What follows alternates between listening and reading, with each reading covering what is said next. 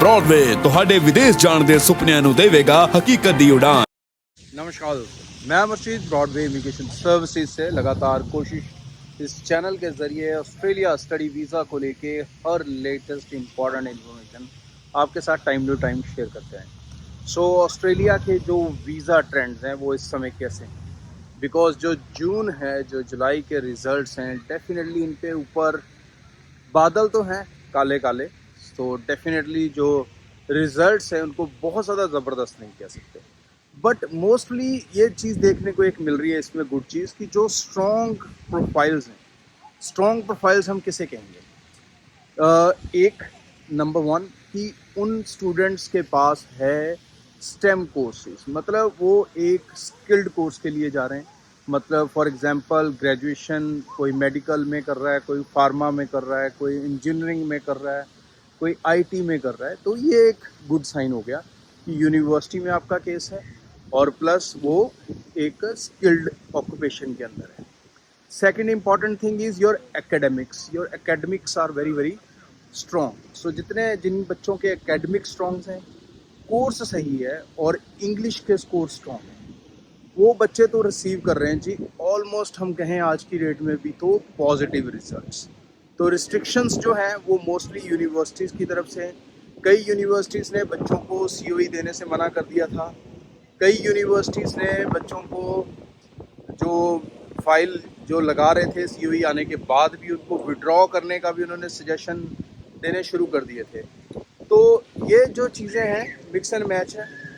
Result success rate की बात करें आज की डेट में तो ऑलमोस्ट जो दोस्तों सक्सेस रेट चल रहा है प्रेजेंटली दैट इज़ अराउंड 60%। इसको 100% नहीं कह सकते इस सिचुएशन में, ये 100 या 80% या 75% नहीं कहा जा सकता। It is almost around 60%। But आने वाला जो इनटेक है, जिस तरह से फिल्ट्रेशंस काम कर रहे हैं, डेफिनेटली चीज़ें और ज़्यादा बेहतर होंगी, बढ़िया होंगी और सक्सेस रेट तो दोबारा आएगा ही आएगा ऑस्ट्रेलिया में।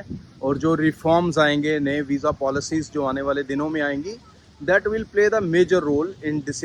जो नवंबर इनटेक के रिज़ल्ट्स होंगे और अक्टूबर इनटेक होगा उसमें, तो चीज़ें आगे आने वाले समय में वो शानदार रहेंगी। But presently yes, you need to understand कि थोड़ा ध्यान से चलें। और जो बच्चे आगे अप्लाई करेंगे उनको भी मेरी एक एडवाइस है कि भाई स्किल्ड कोर्सेज ऑप्ट करके चलो, छोड़ दो हर बंदा बिजनेस कोर्स में जाना।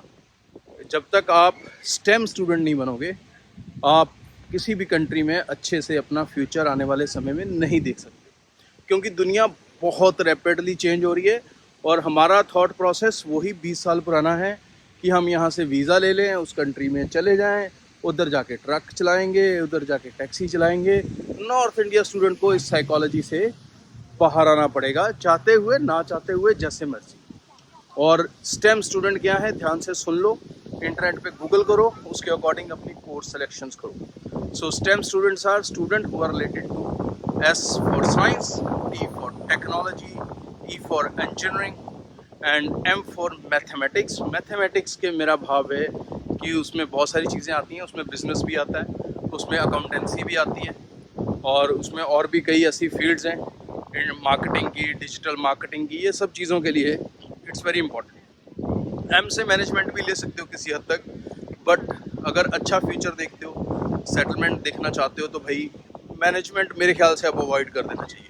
क्योंकि बिज़नेस फील्ड के अंदर कोर्स जितना आसान है, अपनी स्पेस बना पाना उतना ही मुश्किल है।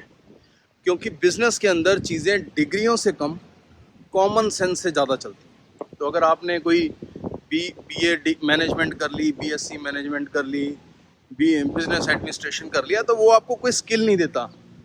वो आपको पढ़ाता है, मार्केटिंग के बारे में समझाता है, बट उन चीज़ों की इम्प्लीमेंटेशन, सिनारियो, सिचुएशन, ऑर्गेनाइजेशन, इन सब के मिलाप से होती है और आपकी कॉमन सेंस से चीज़ें चलती हैं। ये आईटी नहीं है जहाँ पर 2+2 होगा, 4 होगा, ठीक है, नहीं प्रोलॉजिक्स लगेंगे, प्रोग्राम बनेगा। यहाँ पर it's more of a common sense. So जब कॉमन सेंस की बात आती है तो फिर ये ऐसी फील्ड है जिसमें हर बंदा जंप इन कर जाता है। कई बार आईटी वाले भी इसमें जंप इन कर जाते हैं, कॉमन सेंस वाले हैं तो स्ट्रॉन्ग हो जाते हैं, वो भी अपनी बिजनेस फील्ड में जगह बना जाते हैं। तो इसके कारण यहाँ पर स्किल को लेके चैलेंज रहता है। कोई कंपनी आपके लिए वर्क वीज़ा ले या आपको कोई वीज़ा स्पॉन्सर करे, इसकी पॉसिबिलिटीज़ उतनी ज़्यादा स्ट्रॉन्ग नहीं रहती जितनी स्किल्ड एजुकेशन के अंदर स्ट्रॉन्ग रहती हैं। तो अगर आप फ्यूचर देख रहे हो लॉन्ग टर्म इन कंट्रीज़ के अंदर, तो ये मेरी एक स्ट्रॉन्ग एडवाइस है आपको कि आप अपना फ्यूचर अगर अच्छा देखना चाहते हो तो भाई get into a technical stuff, क्योंकि आने वाली जो दुनिया है वो बहुत डिफरेंट होने वाली है। वह टेक्नोलॉजी बेस्ड ही रहेगी, चाहे वो मैकेनिकल हो, चाहे आईटी हो, अदर सेक्टर्स ऑफ इंजीनियरिंग्स हों, उनके ऊपर ही ज़्यादा चीज़ें घूमेंगी और आईटी के ऊपर तो डेफिनेटली बहुत कुछ निर्भर करेगा। So I advise all my students, भाई अपना कोर्स सिलेक्शंस फ्यूचर में बहुत ध्यान से करें और इसी मकसद से करें कि आपको पढ़ना है और कुछ बनना है, ना कि सिर्फ कंट्री के अंदर वीज़ा लेके घुसना है। सो यूके के अंदर काफ़ी दिनों से कुछ बैड न्यूज़ देखने को मिल रही थी, खासकर यूके वीआई की तरफ से, कि स्टूडेंट्स के स्पाउस वीज़ा को उन्होंने बंद कर दिया है 2024 से।